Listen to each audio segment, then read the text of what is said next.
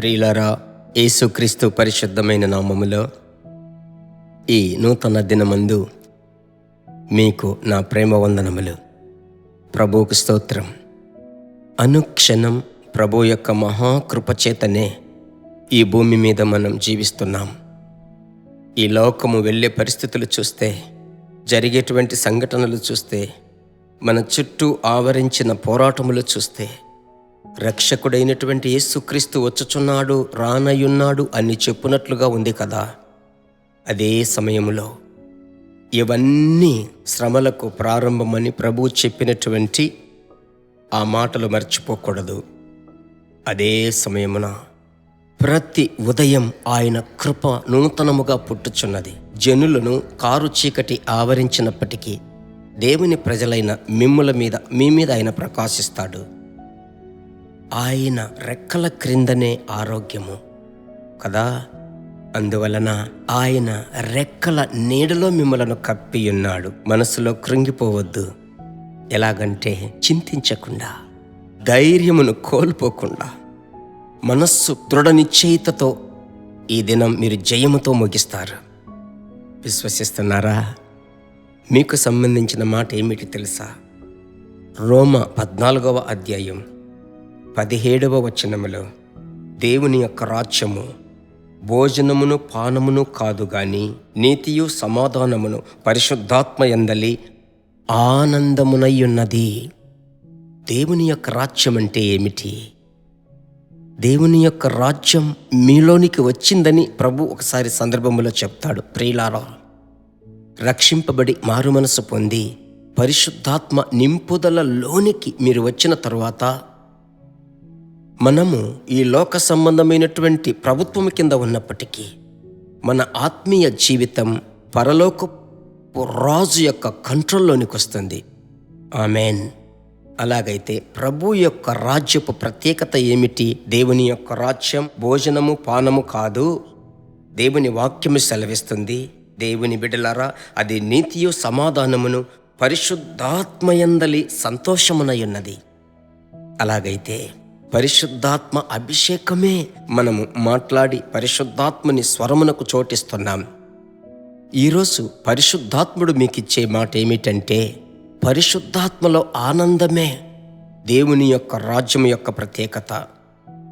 అలాగైతే ఆ పరిశుద్ధాత్మని యొక్క సంతోషమును అనుభవించాలి. ఒకటి మీకు అర్థమవుతుందనుకుంటా. మనము సంతోషంగా ఉండడం ఒకే ఒక వ్యక్తికి, ఆ దుష్ట సాతానుకు మాత్రం ఇష్టం ఉండదు. సంతోషమును పాడు చేయడానికి ఏమేమి చేయాలో చేస్తాడు. అందువలన ఇంతకుముందే మనకు తెలుసు, ఆ సంతోషమును కాపాడుకోవడమే అప్పుడప్పుడు అన్య భాషలు మాట్లాడి దేవుని యొక్క వాక్యము చదివి ప్రభువునందు దృఢ మనస్సుతో ఉండండి. లోకస్తులు తింటే సంతోషంగా ఉంటుంది. ఏం తిందాం, ఎక్కడికి వెళ్దాం, ఏం ధరించుకుందాం, ఇది లోకస్తులు ఆలోచించే విధానం. వాళ్లకు తెలియదు. చూడండి, అయితే మిమ్మలను పిలిచిన వానికి మీ గురించి తెలుసు, మీకు మిమ్మలను పిలిచిన వారి గురించి తెలుసు. అలాగైతే ఆయనే మిమ్మలను గైడ్ చేసి నడిపిస్తాడు. కనుక ఈ దినమునకు సంబంధించిన సంతోషంతో నన్ను నింపండి. ఆ సంతోషం నాలో పరిపూర్ణముగా ఉండాలి. నాలో ఉన్నటువంటి సంతోషం ఎదుటివారిలోనికి వెళ్ళాలి. అది ఎలాగూ సాధ్యపడుతుందంటే ఆత్మవశులమై ప్రార్థించేటప్పుడు. సరేనా? పరిశుద్ధాత్మ యందలి ఎలాగంటే 100% ఏలుబడిలోనికి మనం రావాలి. కాపాడుకుంటాడు. ఈ రోజుకు సంబంధించిన మాట, ఈరోజు మీకు అవసరమైన సంతోషమును ఆయనే మీకిస్తాడు.